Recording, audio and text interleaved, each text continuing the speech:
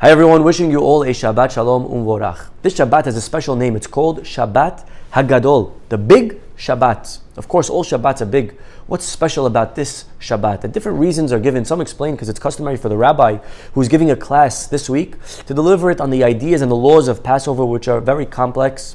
And usually his speech tends to be long, hopefully not too long. And therefore, hence the name Shabbat Hagadol, the big, the long Shabbat.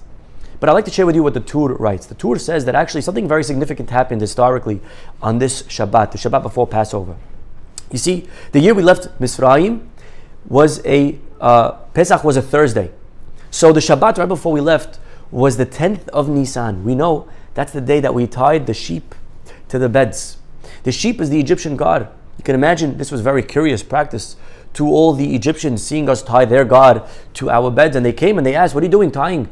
And we explained, well, you see, in 4 days from now, we're going to slaughter the sheep. Of course, this angered the Egyptians. What do you mean? You're going to slaughter our God? And they wanted to harm us, but God protected us. There was a big miracle that not one single Jew was hurt and that nobody was harmed. This is a Nes Gadol. This is a big miracle. Hence the name, Shabbat Hagadol. This is a beautiful story, my friends, but one problem. I imagine that the Egyptians probably wanted to harm us every plague. They probably wanted to hurt us by blood and frogs and lice. Every one of them they wanted to hurt us, but God protected us. So we were protected in all of them. Why does this Shabbat merit the name Gadol? Because of the miracle of protection. We weren't harmed in any of the plagues.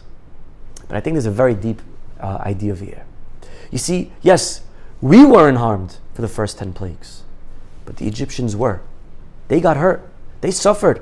They had to pay a big price, whatever the plague was. This was the first time that we weren't harmed and they weren't harmed. This is the first time that we were able to grow not at the expense of the Egyptians. That, my friends, is Gadol. That is something very big. You see, a lot of times in life, we grow by pushing everyone around us down.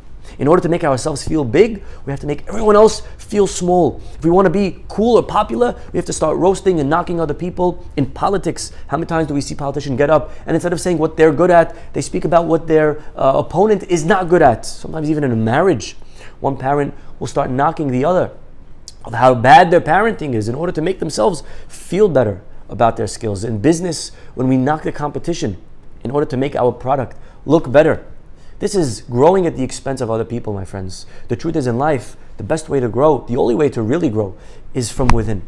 By realizing that we are capable, that we are good, and finding the ability to grow without pushing everybody else down. Instead of making everyone feel short, to make ourselves feel tall.